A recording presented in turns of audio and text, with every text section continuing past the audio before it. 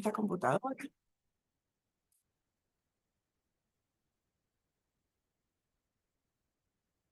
Bueno, chicos, como quedamos tercera semana de clase, el enfoque de la materia va a ser iniciando con lo que es la parte de test. Un poco el objetivo es tratar de lograr metas que en ATI fueron complicadas porque nos enfocamos más en desarrollo. Esta vez vamos a hacer un MVP que nos va a permitir tener entregas posteriores, pero armando todo lo que es la maqueta de IC y que ya vimos la semana pasada, que es integración continua y despliegue continuo. Vamos a estar volviendo cada vez a retomar esos conceptos, digamos, refrescándolos en clase porque todos están muy asociados. Y uno de ellos que vamos a introducir el día de hoy es el Test Driven Developer, que es TDD, que en español define como desarrollo guiado por pruebas. De ese concepto vamos a hablar específicamente de qué va, de qué significa, cuáles son sus beneficios y sus oportunidades, los ciclos, qué significa el principio SOLID, que es algo que está enfocado a trabajar con TDD, los patrones de diseño, que un poquito más de ejemplos de código, de cómo trabajamos con ellos, herramientas y los desafíos propios del uso de TDD, que serían nuestras conclusiones.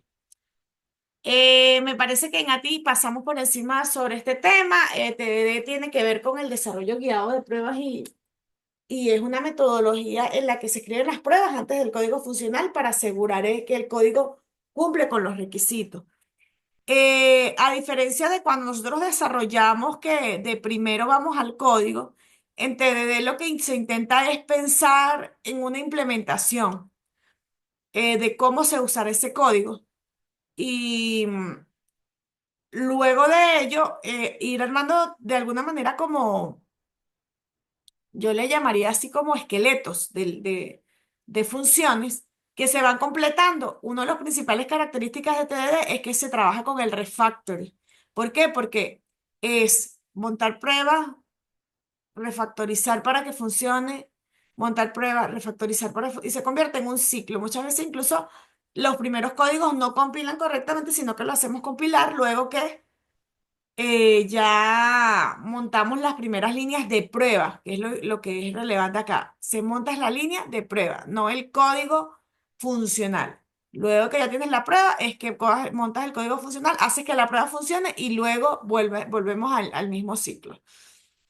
Entonces, este puede ser un paradigma, ¿no? Una manera compleja puesto siempre pensamos en cómo programar de primera, mientras que te va desde un enfoque un poco diferente, ¿no? Porque es cómo pruebo primero. Digamos, a mí, por ejemplo, cuando vi los primeros cursos de esto en 2011 que ya empezó su camino en el mundo del software, a mí la verdad que me costaba un poco entender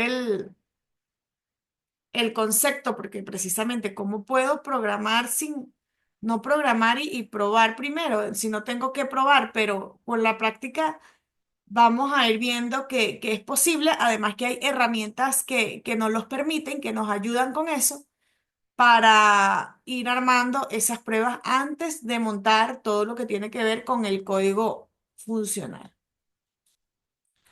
¿Qué beneficio nos da TDD? Al pensar en pruebas, evidentemente, la calidad del código es diferente, porque te aseguras que el código cumple con los requisitos previos. De hecho, lo ideal es basarnos en los requisitos funcionales, en los que son los requerimientos, para poder entonces pensar en esas pruebas antes del desarrollo. Como está basado el concepto en refactorización, eh, no nos da ese temor de que, bueno, ay, si se rompe algo, ¿no? Generalmente tenemos un código, le hacemos algunas mejoras para refactorizar y está esa posible inquietud de que, si yo cambio este código aquí no me va a dañar nada.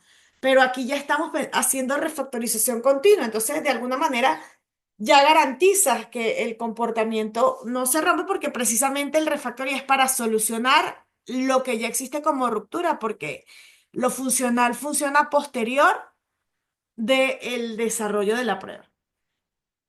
El diseño orientado a pruebas promueve un diseño modular y testeable, porque entonces, claro, recordemos también que en esta parte el TDD va contra pruebas unitarias que tiene que ver con pruebas de funciones que tienen una responsabilidad bien específica. Entonces, al tener esa responsabilidad bien específica, la manera en que tenemos que hacer la prueba eh, se debe hacer de manera modular para que cada feature, cada acción del sistema esté separada. Es decir, por ejemplo, si tenemos una calculadora, el ejemplo típico de la calculadora, nosotros deberíamos hacer una prueba para sumar, una prueba para restar, una prueba para dividir, una prueba para multiplicar y así en base a las funciones que tiene la calculadora. Entonces allí estamos dividiendo cada componente para probarlo de una manera pequeña y eso nos permite que a la hora de tener esa orientación que va hacia la prueba, hacia lo modular, a lo testeable, eh, vuelve a lo que es el punto uno de que mejora nuestra calidad de código y en teoría debería cumplir con todos esos requisitos. La documentación automática, las pruebas actúan como documentación viva del sistema. Y cuando veamos los ejemplos nos daremos cuenta, bueno, aunque aquí también podemos, si por ejemplo estamos con JUnit, con Java, podemos meter JavaDocs en el momento de la prueba. Cuando ya ves una prueba que explícitamente tiene un nombre como probar suma y internamente el código manda un 2 y un 2, ya tú ves explícitamente, esto suma dos enteros. Entonces, eso ayuda a entender ese código al que de alguna manera puede a posterior heredarlo o montar más pruebas o hacer crecer, bueno, vamos a montarle esta calculadora el módulo exponencial. Entonces ya la persona que si es un nuevo desarrollador puede revisar las pruebas previas para entender, bueno, esto hace esto, hasta aquí. Ahora yo tengo que incorporar esto otro, ¿no?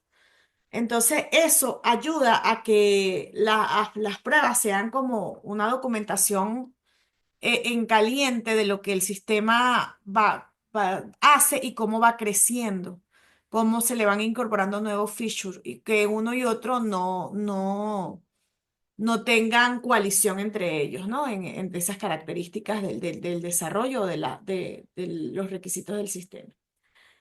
Si mejoramos la calidad, disminuimos la cantidad de BOP, ¿no? La cantidad de errores, lo llamamos generalmente, pero en el argot de ISTQB, que es la certificación internacional para tester, le llamamos incidencias, ¿no? O defectos.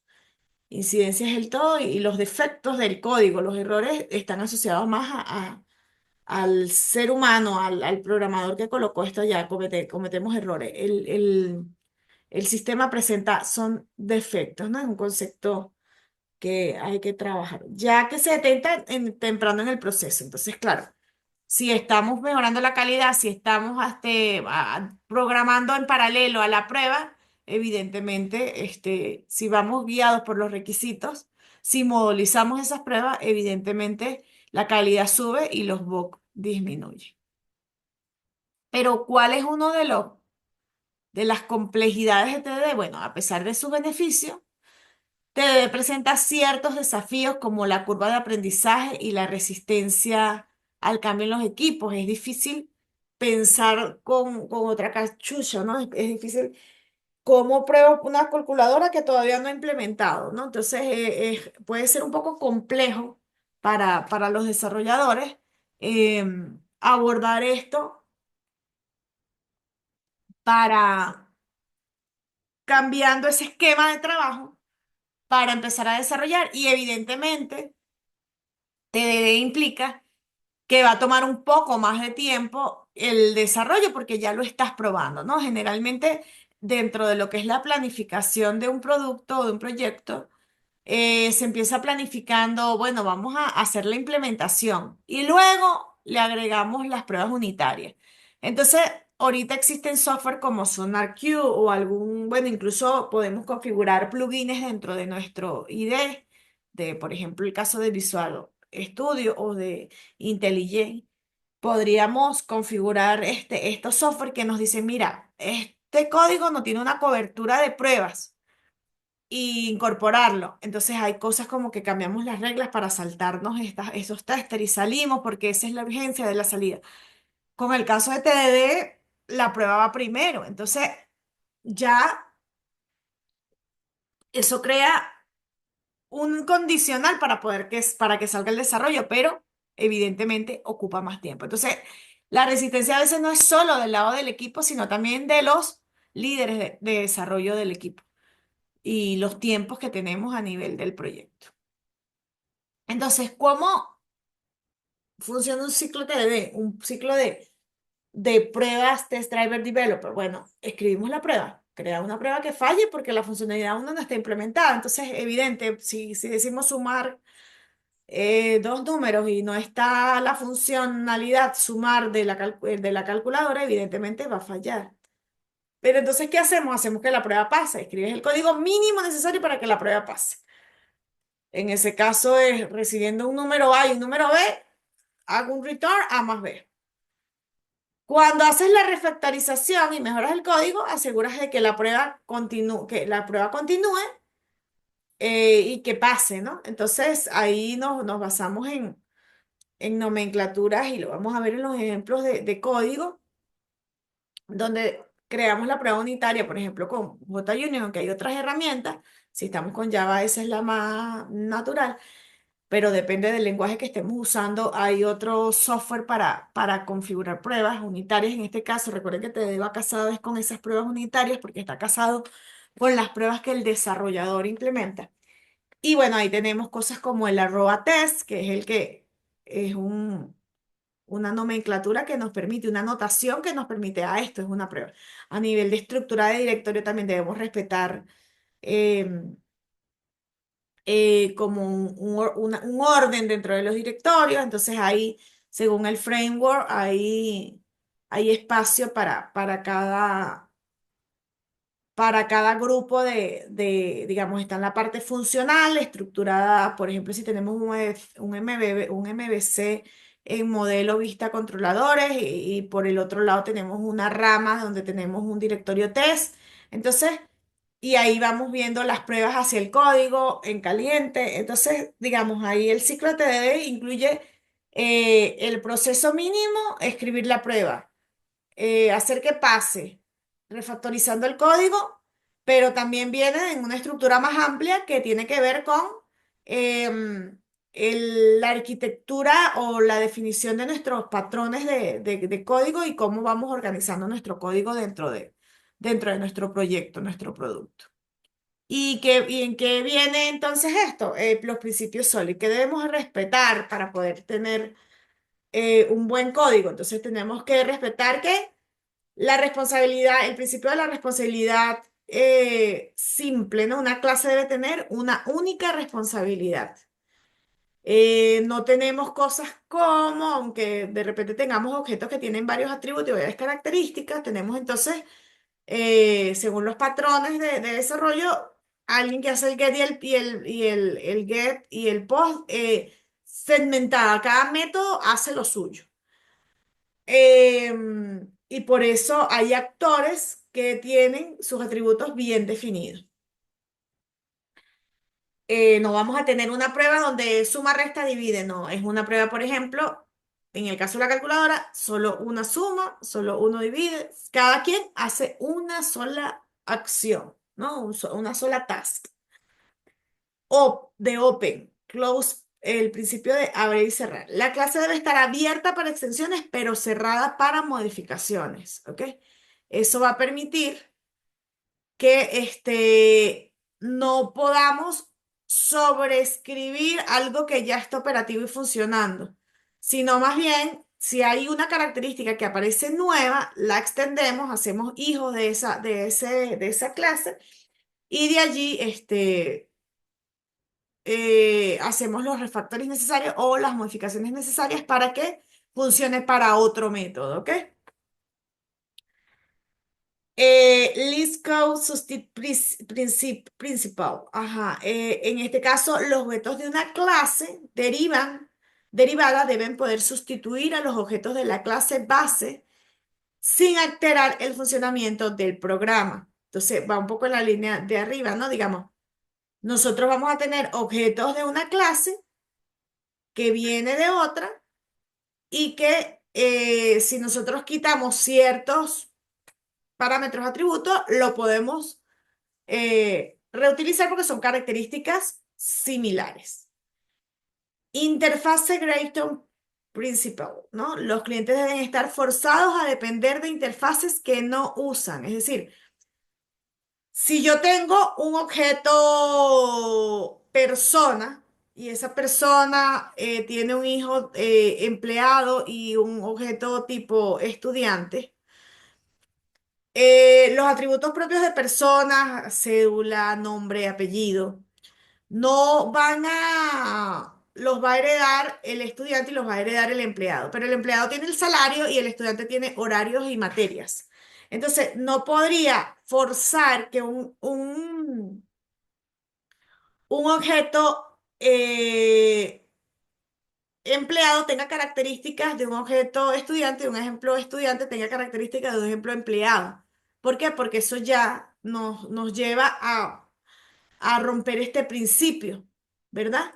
Donde la segregación de la interfaz debe solo heredar o darle los atributos que sí se usan, que ese cliente, cuando hablamos de cliente aquí, de ese objeto, podría ser equivalente, se usan dentro de ese, ese objeto, ¿verdad? Entonces es por eso que no debemos estar forzando o que una interfaz dependa de algo que no usa, ¿no? De atributos o características que no usa esa clase, ese cliente. Y la Dependency Inversion Principle, el DIP, los módulos de alto nivel no deben depender de los módulos de bajo nivel, sino de las abstracciones, lo que llamamos clases abstractas, ¿ok? En ese sentido, por ejemplo, la calculadora levanta una interfaz y de ahí tenemos botones que hacen la suma, resta, división y multiplicación. Si algo cambia en la suma, que es una acción dentro de la calculadora, que es el objeto padre de todo eso de alto nivel, no debería depender el módulo de alto nivel de ese objeto calculadora, que es el que levanta la interfaz y llama a cada uno de sus componentes con uno de los tasks o de las tareas que ejecuta.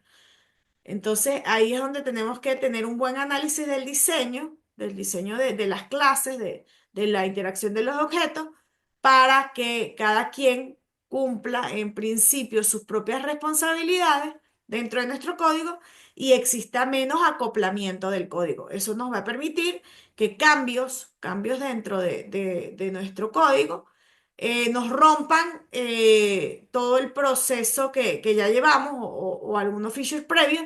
Y además este diseño que tiene que ver un poco también con lo que le comentaba, de que te parece sencillo porque lo estamos modelizando, viene de la definición de un proceso macro donde tenemos que tener claro cómo vamos a organizar nuestras clases y cómo vamos a, qué arquitectura en sí vamos a utilizar, ¿no?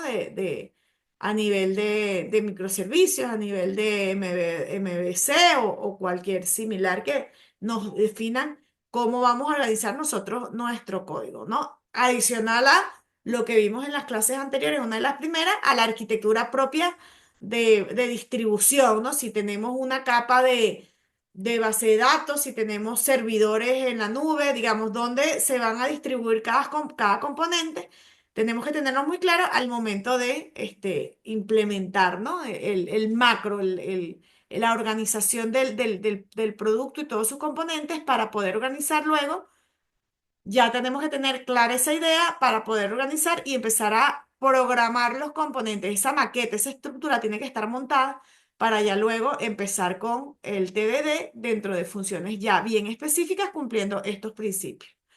¿Dudas hasta aquí? ¿Alguna vez habían escuchado el principio SOLID en algún otro patrón digamos, de otra materia o de algún otro proyecto donde tuviesen que haber desarrollado? o lo han tratado de implementar sin tener el concepto aún internalizado de, bueno, organizo esto así, asado, y esto se les parece a esto que está acá de los principios. Edgar, Bueno, lo había escuchado porque la profesora María Paula lo mencionó en Nativo, no, pero de resto no lo he utilizado. ok. Y en su diseño propio de algún módulo, de algún componente, de algún desarrollo, si pensó, ah, no, esto no lo deberían poner así porque va a depender, o esto debería que solo haga esto y no haga esto otro. Bueno, lo de responsabilidad única, sí, cuando Claro. estábamos haciendo el proyecto de AT1, ¿no? Es lo más común. Además, cuando dividimos módulos entre varios desarrolladores, muchas veces se divide por componente. Entonces, ah, bueno, tú te encargas del módulo de facturación, tú te encargas del módulo de proveedores. Entonces, es una manera también de organizar nuestro código para poder trabajar con equipos multidisciplinarios. Héctor, de su parte, algún principio que le haga clic, que ella haya visto, utilizado o que por el contrario, bueno, no lo usé la vez pasada y por eso me dio este problemita cuando cambié tal cosa y la herencia me empasteló el producto porque se rompió alguna funcionalidad. Como dijo ella, algo mencionó la profesora María Paula. Creo que en ingeniería de software, aunque no lo dijeron explícitamente, creo que aplicamos algunas cosas porque me suenan. Ujú. La primera creo que la he estado violando muchas veces. Sí, a un solo método hago que haga miles de cosas. Ok.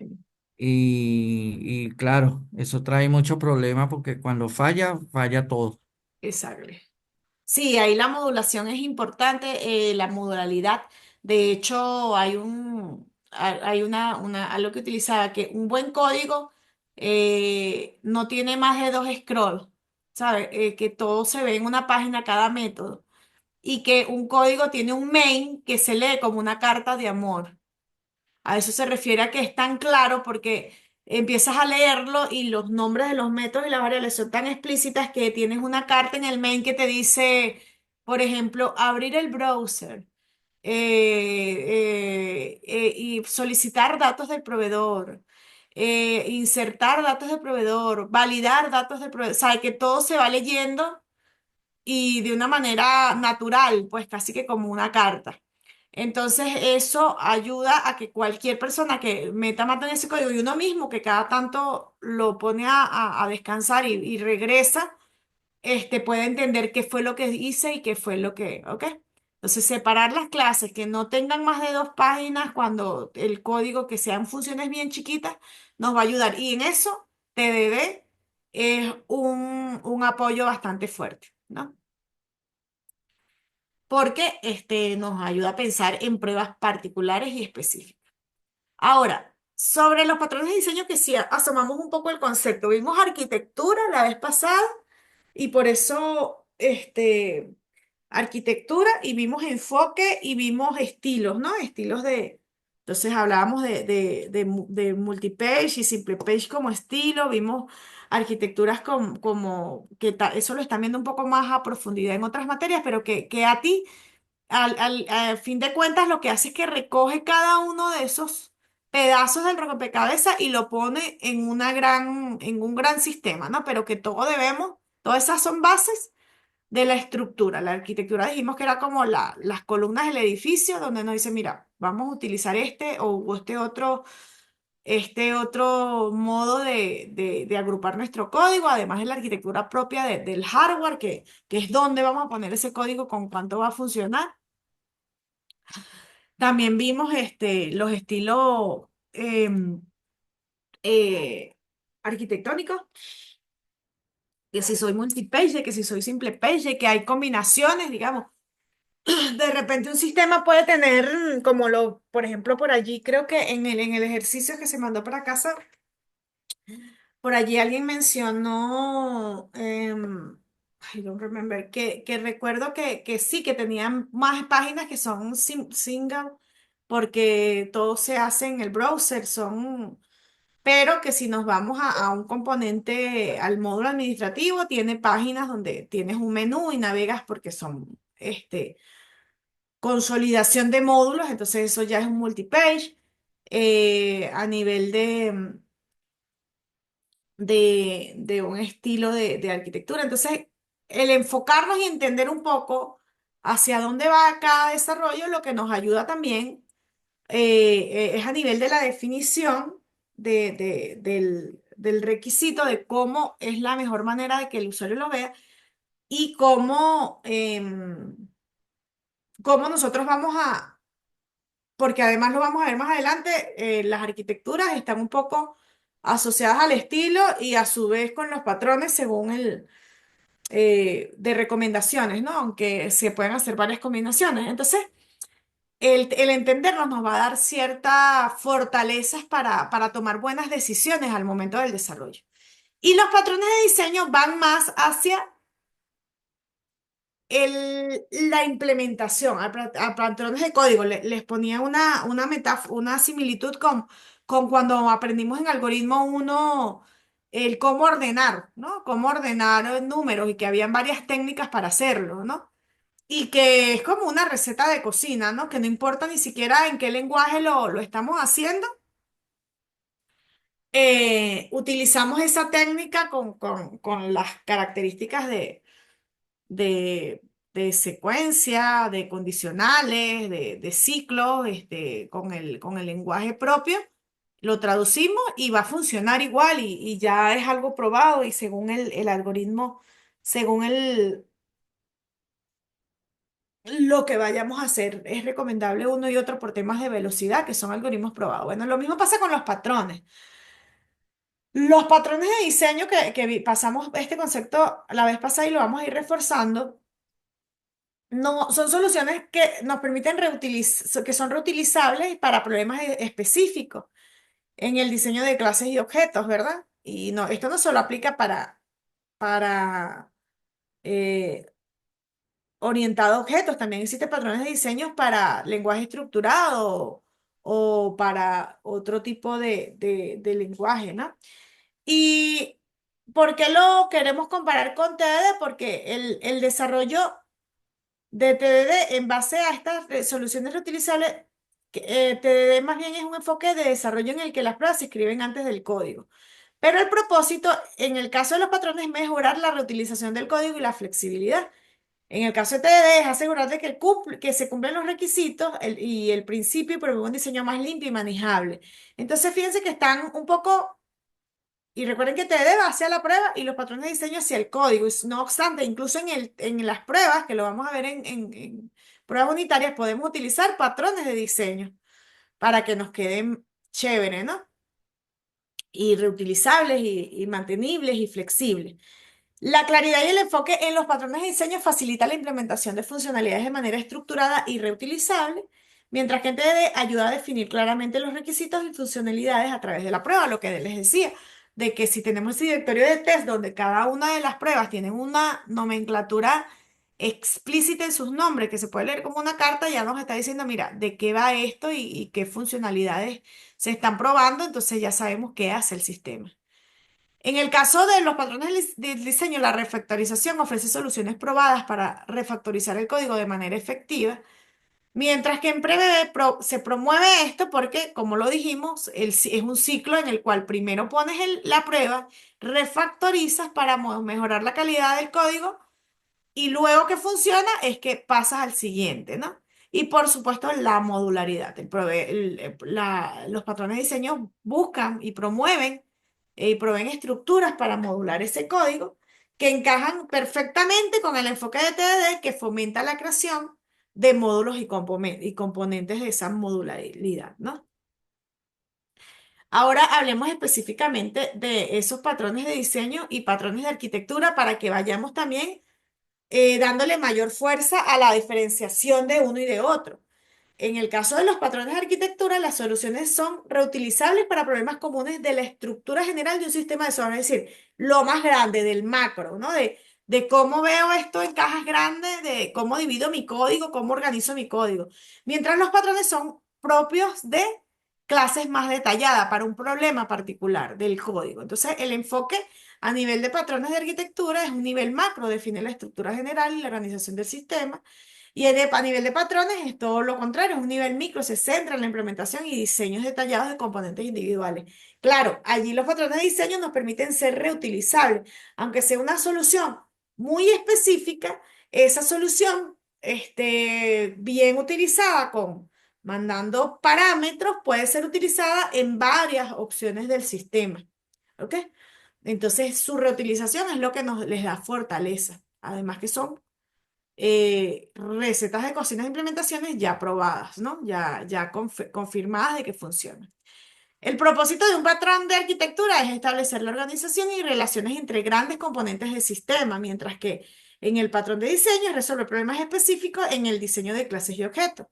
Por ejemplo, ya habíamos visto MVC, habíamos visto microservicios y capas de arquitectura. ¿Verdad? Entonces habíamos hablado que MVC divide ese código en lo que es los modelos, lo que es la parte de que se parece o va muy casada con el diseño de datos, ¿no? Pero que la separa en una capa abstracta del sistema. De hecho, incluso en muchos casos el modelo no se ve directamente. Y está la vista, que es esa parte que ve, que llega al cliente, y está el controller, que es como el orquestador. Y hay una relación modelo-controller, modelo-view, que han sido, incluso otros patrones actuales, han ha evolucionado creando nuevas técnicas, sobre todo en la parte mobile.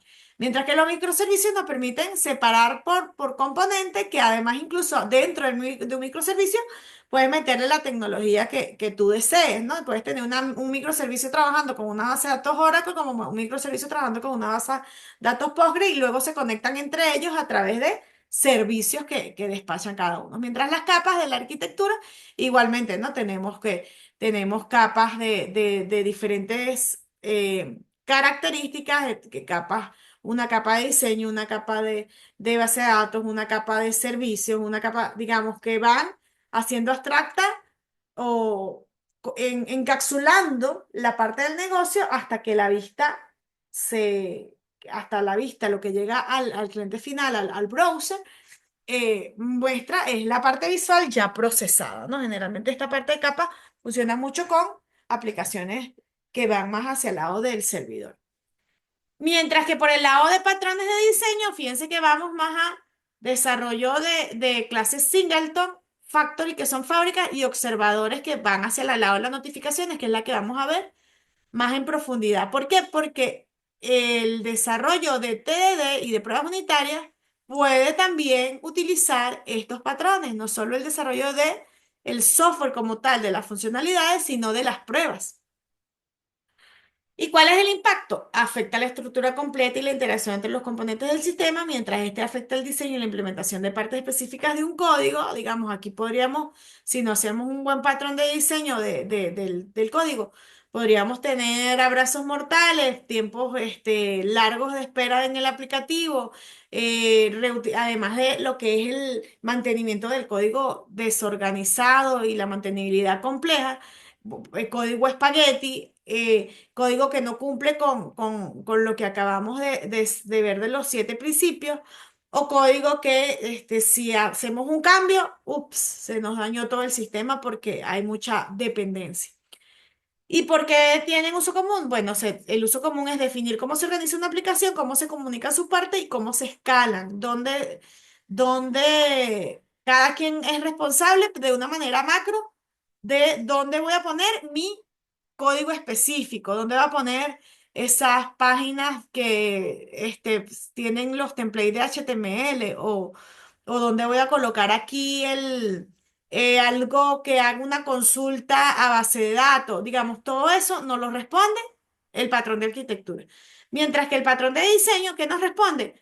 Mejorar la reutilización del código, la flexibilidad, la mantenibilidad y el diseño detallado del software. Es decir, si tengo un comportamiento que quiero repetir a nivel de uno de mis objetos o de mis clases de mi código, bueno, tengo una función que maneja el singleton, factory y el observer. Entonces, ese es lo que me responde cómo debería, a nivel de patrón de diseño, eh, resolverlo con alguno de estos patrones.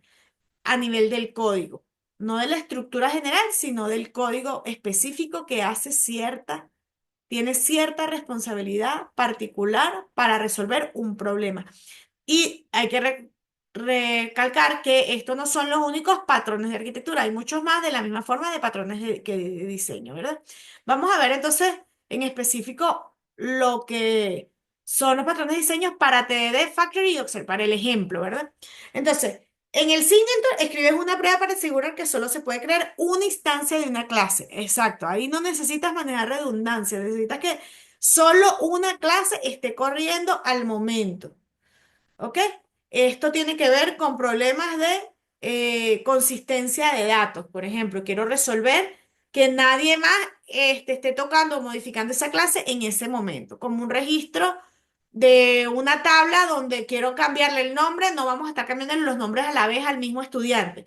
Entonces, ¿ahí qué hago? Una cuestión simple. También hay otros elementos como que si dependiendo de la base de datos te bloquea el registro, pero eso nos puede ocasionar problemas también a nivel de nuestra aplicación cuando estamos tratando de acceder a un mismo objeto a la vez y no necesitamos que sea así. Entonces, en ese momento se utilizan las clases tipo singleton. ¿Qué hace, por ejemplo, en este caso? Esto está con Python y va a JavaScript y vuelvo a, a recalcar el hecho de que los patrones de diseño, así como la receta del ordenamiento de algoritmos, se traducen en diferentes lenguajes, ¿ok?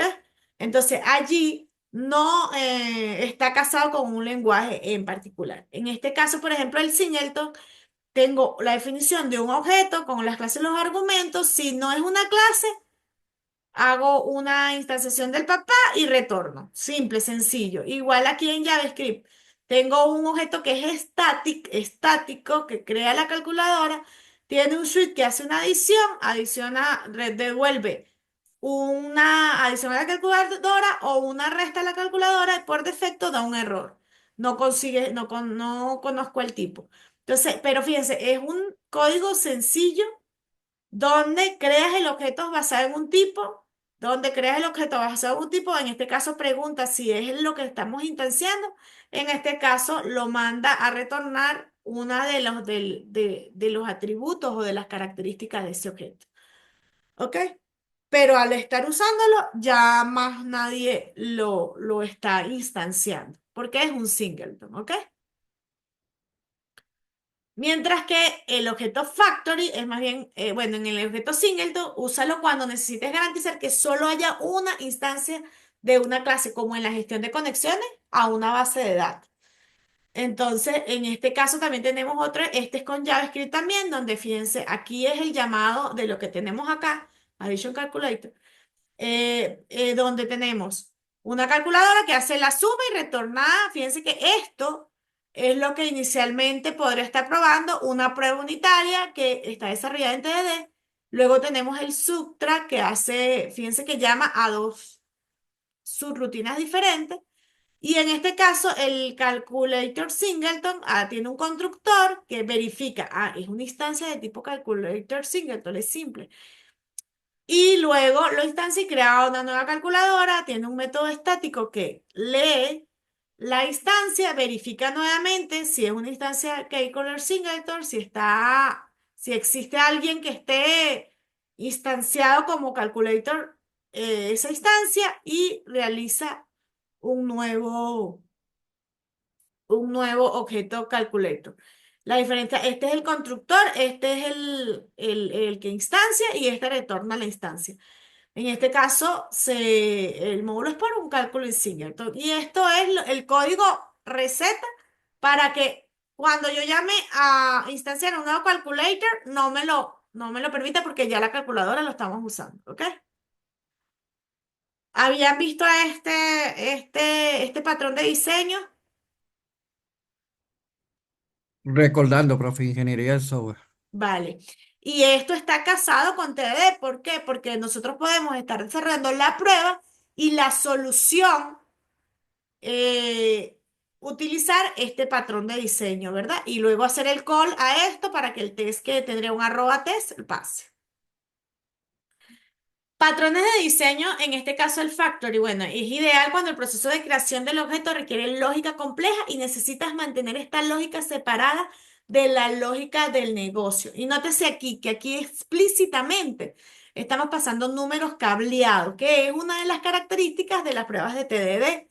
No se pasan variables necesariamente, sino que tú tienes que saber cuál es el resultado de la prueba. Entonces tú sabes que 2 más 3 son 5 y tú pruebas y testeas basado en que si es igual a 5 entonces la prueba está ok. Mientras que si quieres buscar un error, tú llegas y forzas, bueno, 5 más 3 aquí, bueno, está en una resta, pero cuando quieres forzar en un flujo de errores, por ejemplo, un login inválido, tú forzas una variable, no una variable, un valor que estás allí, que lo puedes meter en una variable, pero que lo mandas fijo a la función, donde mandas una clave inválida.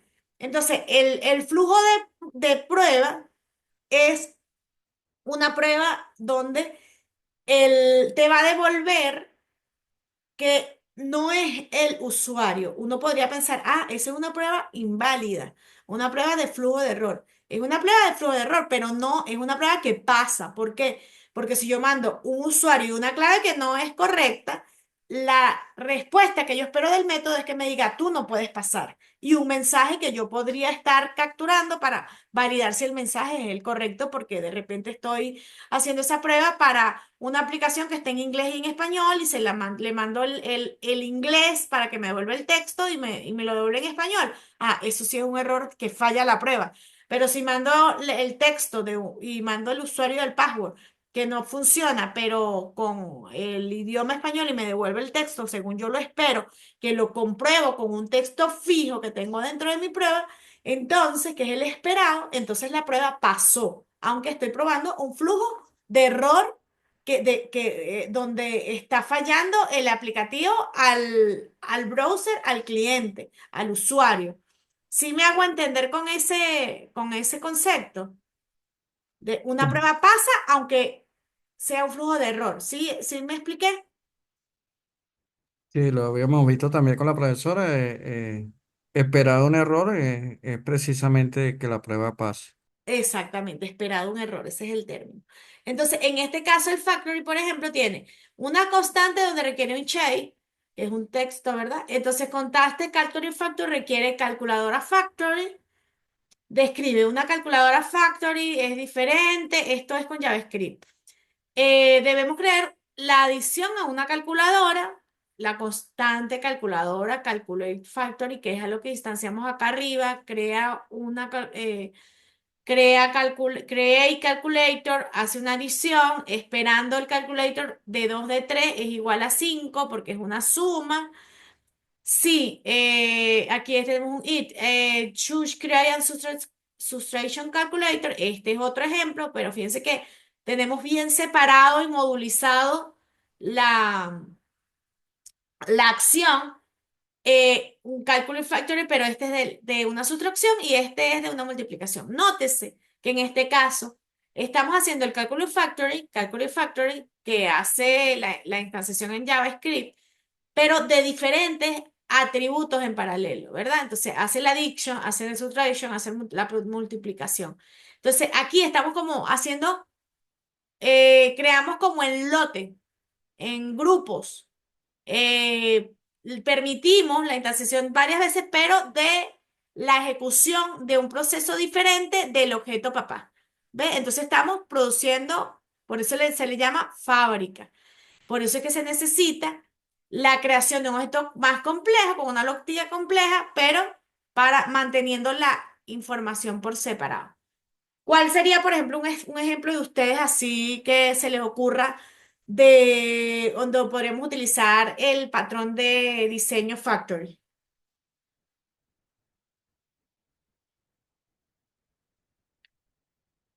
La fábrica. ¿A qué le suena fábrica? Para probar en el lote un grupo de características de algo. ¿No se les ocurre ninguna? Fábrica. No se me ocurrió ninguna. Estoy pensando es en... A ver, ¿cuál sería? en el ejemplo de que usted comentó del proyecto de su esposa, donde tiene varios proveedores y tiene varios productos. ¿Cuál es el cálculo por ejemplo, del cambio de moneda o el cálculo de un precio de un producto? Fíjense que ahí puedes tener para varios productos diferentes precios. Entonces tú podrías tener aquí producto torta, producto ponqué, producto quesillo, y eso nos va a dar un resultado diferente que además en una prueba específica podría ser un valor finito específico para que la prueba pase o no pase, con unos datos específicos de unos casos de prueba. ¿Sí me expliqué? Entonces Sí. es como buscar las pruebas de uno de los componentes de un objeto más grande que necesitas que sean varias, que tiene varias responsabilidades a la vez. ¿Ok? Entonces, en este caso, la calculadora suma, resta y divide. En ese caso, los cálculos de un resultado de un precio son diferentes, ¿verdad? O por fecha. De repente podríamos decir el día uno, el día 2 y el día 3 según la tasa de cambio. ¿Lo ven? Edgar, ¿a Sí. usted se le ocurre alguno? Que sea así como un candidato a utilizar Factory.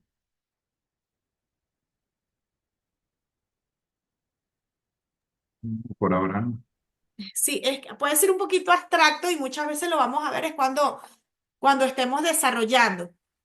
Pero seguro que si lo evalúan bien, así como, ajá, ¿cuál es una característica general de un objeto que me devuelve números diferentes, pero es el mismo objeto con características diferentes?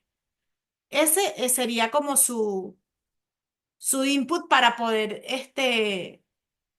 eh, pensar en este patrón. ¿Ok? Profe, una pregunta, a ver si estoy Ajá. entendiendo. Por ejemplo, en este ejemplo, la multiplicación no está implementada. La Si yo, multiplicación no está implementada. exacto, entonces, como si yo trato de multiplicar, me va a dar error, pero eso es lo esperado. Eso es lo esperado. Entonces, ¿qué hace el programador? Tengo una primera prueba, una segunda prueba, una tercera prueba. Entonces voy a implementar multiplication. Entonces, yo podría al inicio tener todas estas, adición, sustracción, multiplicación, con este throw, units, calculation type, y tener incluso división, que son mis cuatro básicas. Y eso es un TDD. Empiezo es a montar como la maqueta de todo lo que tengo que hacer. Y ahí ya ahí voy a tener luego un create calculator que no hace nada. Y un create calculator con sustracción que no hace nada. Y un create calculator con adición que no hace nada. Y luego me voy a refactorizar el addition. Y ahí ya le cambio la prueba. Por eso es que es cíclico, ¿lo ven? Sí, sí, lo estoy viendo. Pero en este caso, porque estoy haciendo o estoy aplicando un patrón de diseño factory que es en una sola prueba, lanzo varios, para la prueba grande de calculator. ¿Ok? En cambio, en este caso, que era el anterior, el singleton, solo estoy construyendo el objeto calculator simple que tiene que ser uno solo. ¿Lo ven? Y aquí hago el call a un ABC, pero fíjense que esta es ya la implementación de la función. Entonces, la idea es como yo lo llamo así, es abstracto, pero es como ir armando el esqueleto. Como cuando, si ustedes en algún momento han montado un nuevo proyecto con algún framework y les crea todos los directorios, y el framework les va montando los directorios y le crea, bueno, de una vez le pone el source, test, entonces eso es más o menos, véanlo de esa manera, es como que estoy creando los directorios vacíos para obtener el orden. Sí. Entonces aquí hay otro ejemplo, ¿verdad? De patrones de diseño. En este caso, la misma calculadora, pero este es el observer. En el observer se trabaja con la notificación. Entonces aquí el show observer para la adición, él verifica cada vez que alguien haga una suma, estoy preguntando si la notificación está en true. ¿verdad? Luego el observer hace el llamado y aquí, si es una sustracción, el mismo patrón. Hago una concatenation server que si hay un update, una actualización, digo, es true, es true. Y agrego tanto a la DD Observer como a la DD Observer, agrego ese objeto en la suma y espero la notificación. Aquí lo vamos a ver más claro acá, porque fíjense aquí ya está la instanciación como tal, que es que, bueno, este es el papá, ¿no? Entonces tengo un constructor que es un Observer que en este caso hace el push, ¿no? Esto es con JavaScript. Al Observer notifico si hay algún update y aquí notifico, hago Notify Observer, que es este que está aquí, en el momento que hago la suma. Fíjense que estoy incluyendo una línea adicional que me está informando hice una suma o que me está informando que hice una sustracción. Útil cuando múltiples partes de tu aplicación necesitan reaccionar a cambios en el estado de un objeto, como en la actualización de la UI, en la respuesta a cambio de los datos. Por ejemplo, si yo, yo, un ingreso.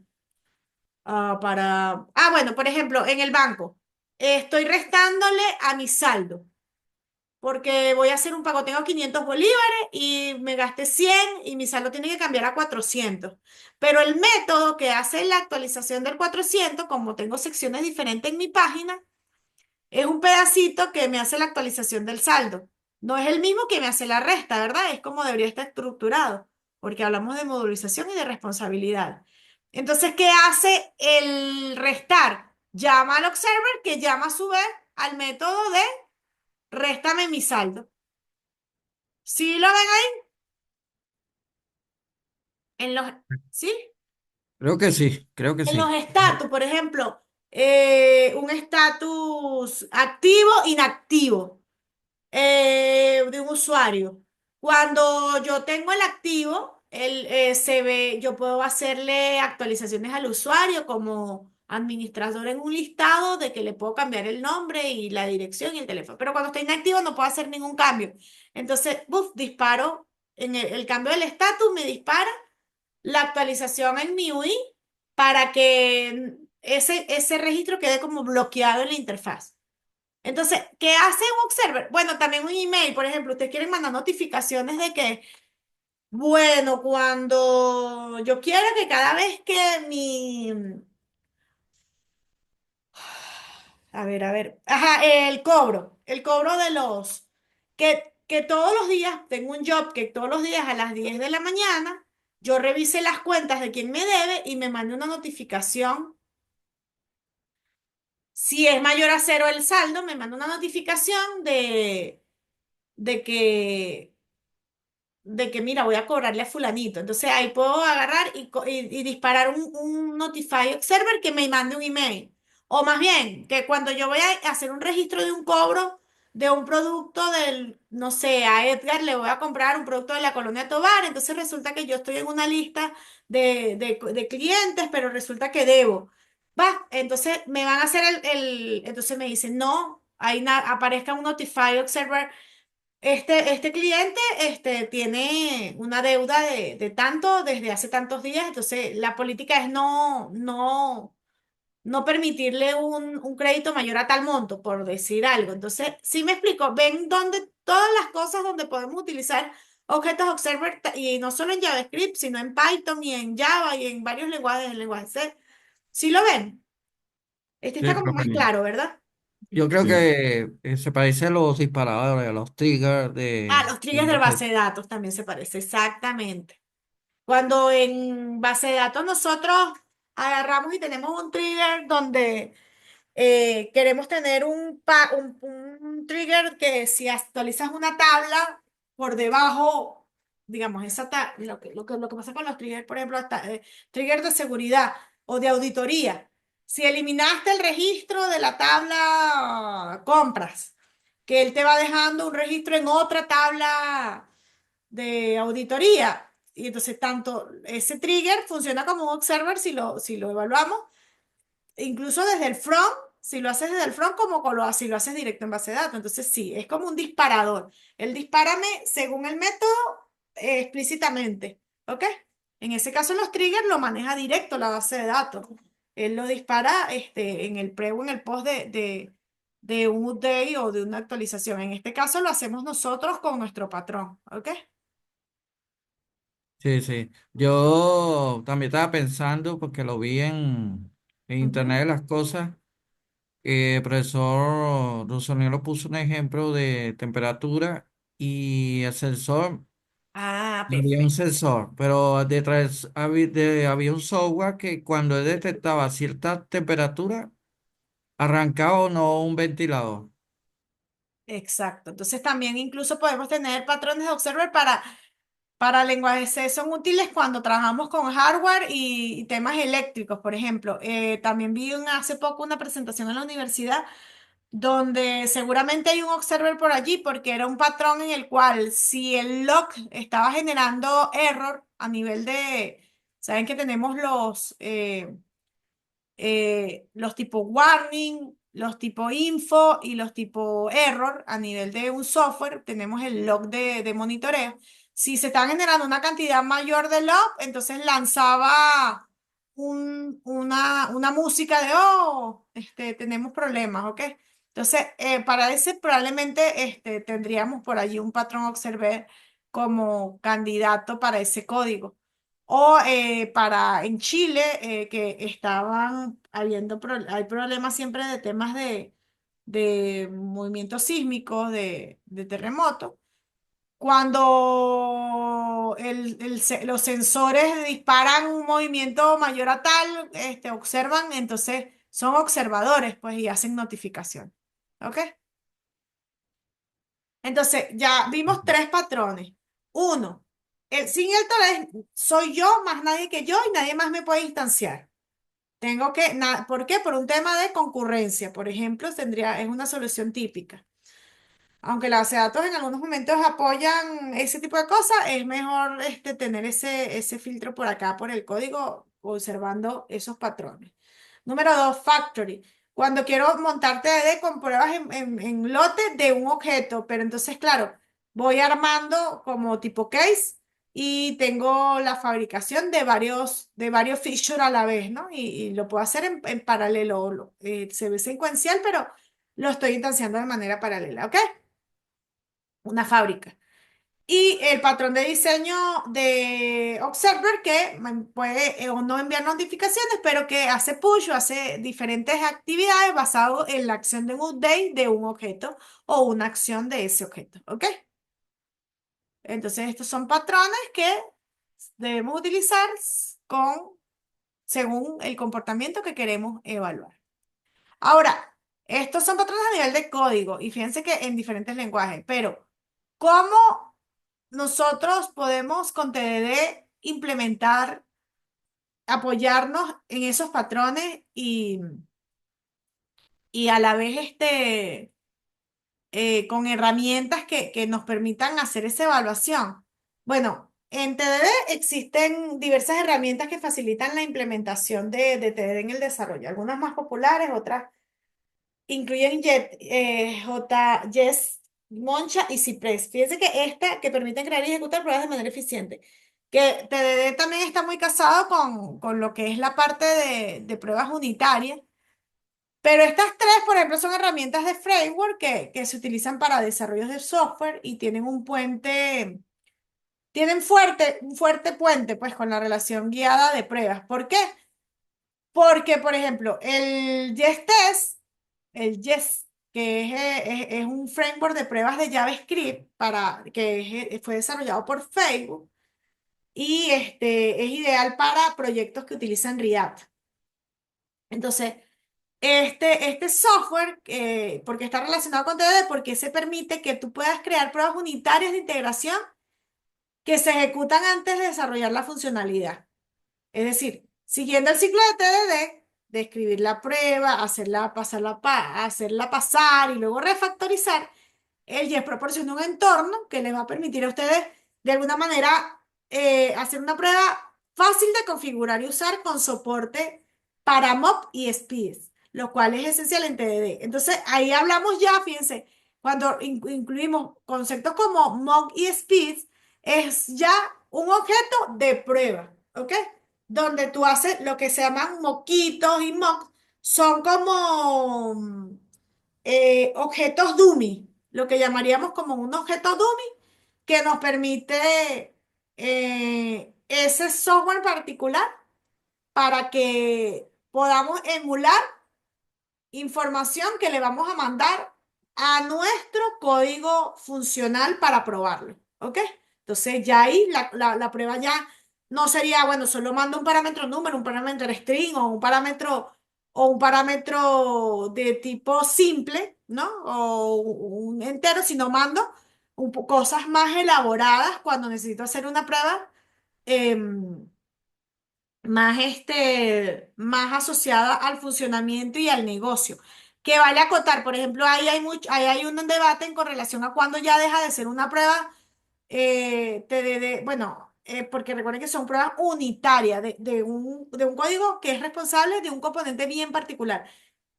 Por ejemplo, cuando empiezas a hacer pruebas ya metiendo base de datos y buscando configuración, cuando ya se vuelve ya muy compleja, ya eso dejó de ser una prueba unitaria y ya más bien te vas a utilizar herramientas que te permitan hacer pruebas de componentes, ¿ok?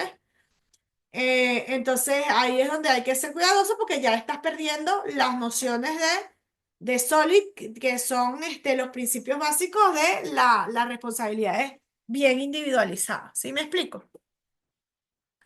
Ahora, por ejemplo, Mocha, que es otro producto que permite crear y ejecutar pruebas eficientes, que apoya a TDD, esta Mocha es un framework de pruebas para JavaScript también que se ejecuta en Node.js y en el navegador y que es flexible y que puede utilizar varias librerías de Assertion como Chai. Entonces, aparte de que son herramientas que permiten trabajar con TDD, se apoyan en librerías adicionales, ¿no? Entonces, por ejemplo, en el caso de Mocha con Chai.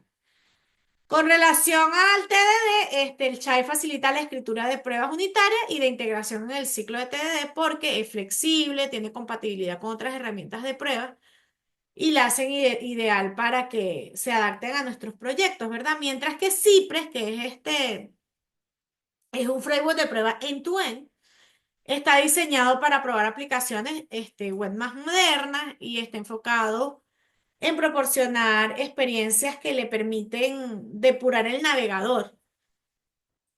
¿Por qué con TDD? Bueno, porque es conocida porque con esa capacidad de hacer pruebas end-to-end nos permite realizar pruebas de integración y en algunos casos pruebas unitarias en el contexto TDD.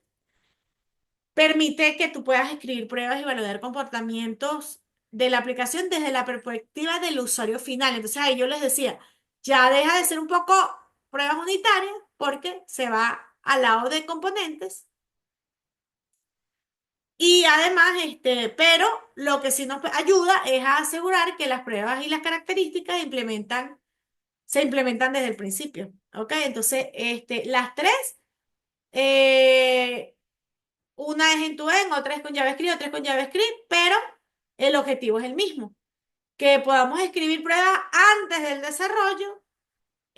Unas son más naturales por lo menos una con React y otra con Node.js, ambas son para JavaScript, pero al final nos permite esa refactorización y utilizar em, estos patrones que hemos mencionado, ¿verdad? Entonces, ¿cómo lo vamos a ver en ejemplos? Un ejemplito, ¿verdad? Tenemos en Yes, por ejemplo, esta que está aquí de suma, donde, fíjense que se parece a lo que habíamos visto delante del patrón, donde tenemos una suma que requiere un punto sum y hace un test add1 más add, fíjense que utiliza el string esperando sum, que llama a esto que está acá, y devuelve 3. Vuelvo y repito, las pruebas unitarias, las pruebas con TDD, que manejan un concepto similar a pruebas unitarias donde pruebo solo una funcionalidad específica, pero además tengo con qué comparar. En este caso, 1 más 2 3. Y esta es una prueba exitosa. Sí, devuelve el 3. Tengo el comparativo contra qué comparar. Un resultado esperado. ¿Ok? Input de entrada, resultados esperados de salida. Esto con JavaScript, mientras que con Mocha algo parecido, fíjense que es el mismo método, aquí se llama SumAddD. La diferencia es que aquí llamo a un chain, que es lo que le decía de las librerías, y requiero un objeto, o algo que llamamos calculadora, que está definido en alguna otra parte, describimos a calculadora, hacemos un sum, 2 más 3 5. Y aquí, en este caso, para retornar un número cualquiera, el número que comparamos, ¿ves? Pero la filosofía es muy parecida, ¿ok? Probamos y esperamos un resultado. Mientras que con Cypress tenemos también, bueno, llamamos a Angular Core, tenemos un selector calculator, un template que es el HTML. Fíjense que esto ya más de interfaz porque es una prueba más end-to-end. El style que llama esto, llamamos igualmente a un componente calculadora, la suma y resta. Y el JavaScript, ¿qué hace? Algo similar. Le hacemos un input. Aquí, ¿por qué estamos hablando de input? Porque estamos hablando de interfaz. Buscamos el input dentro de la interfaz. El primero le ponemos 2, al último le ponemos 3. Hacemos la acción de la DD con el clic y el resultado que va a ser 5 es lo que verificamos. Y fíjense que aquí es donde tenemos el llamado a ese clic, al número, al valor del número 1, al valor del número 2, que es el que hace la prueba unitaria. ¿Ok? Que nació con TDD, pero que se convierte en prueba unitaria porque probamos la funcionalidad calculadora, específicamente suma. ¿Ok? JavaScript. Esto es JavaScript apoyado en Cypress y apoyado en herramientas que nos permiten hacer pruebas em, unitarias también, apoyadas en TDD. El tema de TDD es programar pruebas antes de programar la lógica del desarrollo. Como dijimos, esto podría ser inicialmente simplemente un mensaje, leí campo 1 y luego vamos a refactorizar, leí campo 2, vamos a refactorizar, sumé, leí campo 3, generé el resultado. Entonces, es refactorizar, probar, refactorizar, compilar, probar, refactorizar, compilar. Entonces, es una programación que va pensada en las pruebas para casos específicos que luego nos lleva a la generalidad, como es el caso que vimos acá, donde ya comparamos contra un número específico, pero que esto luego, cuando ya hacemos el desarrollo funcional, nos da la garantía que para ese caso de uso funciona, va a funcionar para otros casos al hacerlo genérico. ¿Dudas hasta aquí, chicos? No, profe, se ve interesante. Sí, la idea de que el proyecto que vamos a montar de hecho, dentro del punto 6 de las exposiciones, uno de los contenidos es TDD. Tienen que entender y revisar e investigar cómo funciona TDD en el software que vamos a investigar, que es Angular, ¿verdad? Y la idea es que sus primeros desarrollos lo hagan utilizando TDD.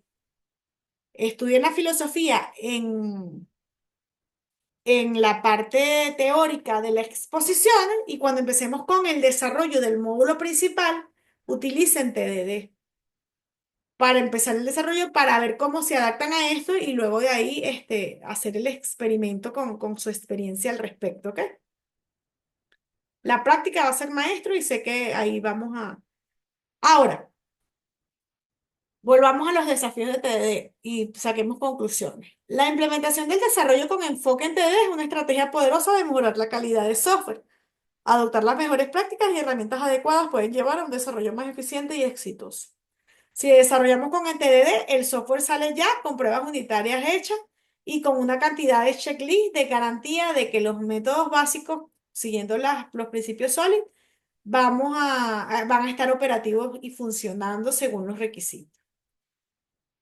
Es complejo a nivel del switcheo del programador, pero nos trae grandes beneficios, aunque también debemos evaluar el tema de los tiempos a nivel del desarrollo. Ahora, ¿cuál es el futuro de TDD? TDD parece prometedor, porque con la evolución de las tecnologías y metodologías de desarrollo, la integración de inteligencia artificial y la automatización en las pruebas podría transformar aún más el enfoque de TDD en los próximos años. Es decir, eh, la inteligencia artificial se basa en el aprendizaje de la máquina. Trata de alguna manera lateral de cómo el código aprende sobre las pruebas que desarrollo. ¿Ok? Entonces, ¿cómo voy desarrollando el código basado en las pruebas? Más la automatización de pruebas que va casado con el despliegue continuo y la integración continua y la rapidez del despliegue y la calidad de poder encontrar problemas on time y evitar que se rompa el código cuando hagamos un despliegue automatizado basado en que las pruebas ya están configuradas y que todo el código nuevo entra con pruebas unitarias sumadas a las pruebas de interfaz o a las pruebas más complejas de componentes y módulos, como lo podemos hacer con Cypress o lo veremos en futuro, pruebas de rendimiento con JMeter o con algún otro aplicativo de pruebas de API o pruebas de interfaz, esa sumatoria nos va a permitir de que nuestros aplicativos tengan mayor calidad y podamos detectar problemas más temprano para solventarlos.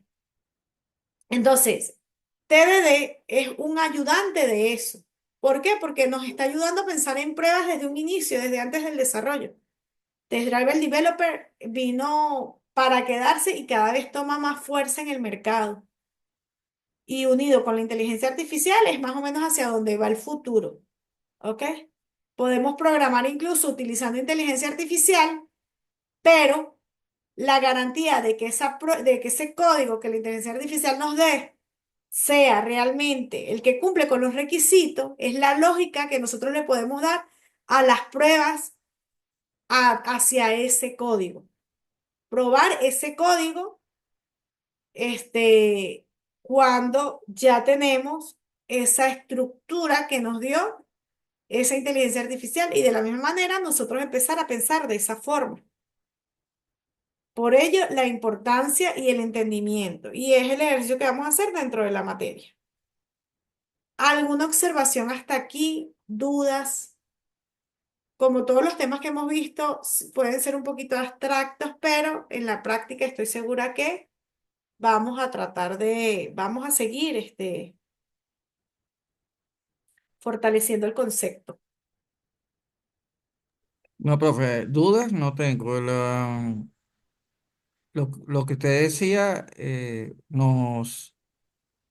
¿cómo lo diría? Nos obliga a ser más formales, pero el problema, como usted dijo, es el tiempo, porque uno normalmente va desarrollando a la carrera y las pruebas, pues, casi que, bueno, ya dio, fino, sigo para la siguiente paso.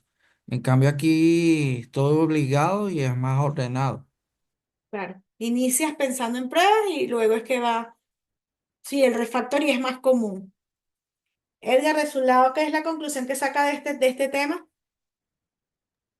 Bueno, yo pienso que pensar en pruebas primero puede ser algo bastante desafiante, pero con la práctica me imagino que se podrá entender mejor. Exacto. Sí, es así. Yo también cuando vi este tema la primera vez me costó entender de que estoy haciendo es una maqueta, no estoy programando. Pero cuando ya lo vas practicando, te das cuenta, ah, bueno, no, pero sí llegué al código y ya tiene pruebas unitarias. Me tardé más, pero cuando suba esto, esto va a funcionar. Entonces, listo. Vamos entonces con los recursos y la presentación. Bueno, allí tienen los libros. También recuerdo que en el espacio de ATI tienen sus libros ya de tanto de ATI 1 como ATI 2, que son los formales. Aquí tenemos los libros que se utilizaron para esta referencias bibliográficas para esta presentación en particular y algunas páginas web que les dan algunos ejemplos para poder practicarlo a su cuenta si así lo desean, aunque igual dentro de la planificación vamos a tenerlo como parte de las tareas De hecho, creo que ya mañana vamos con los API, pero la semana que viene vamos a tener una práctica donde vamos a implementar unas pequeñas como desktop pruebas unitarias. Entonces, mañana nos vemos con pruebas unitarias, de hecho, que está muy casado con TDD. Y bueno, ahí podemos ir pensando en pruebas unitarias que cumplen las estrategias para ser efectivas en una aplicación. Es una actividad de salón, no es reto. Ya el viernes tenemos el tercer reto. Por demás, chicos, espero que les haya parecido interesante este contenido, refrescar, porque al final siempre vamos fortaleciendo los conceptos previos y madurándolos, ¿no? Cuando lo vuelven a visitar, ustedes dicen, ah, wow, ¿verdad que esto lo vimos? Pero, ah, ya ahora lo entiendo mejor. Y eso forma parte de la carrera. Por ahora vamos entonces a cerrar aquí. Stop recording.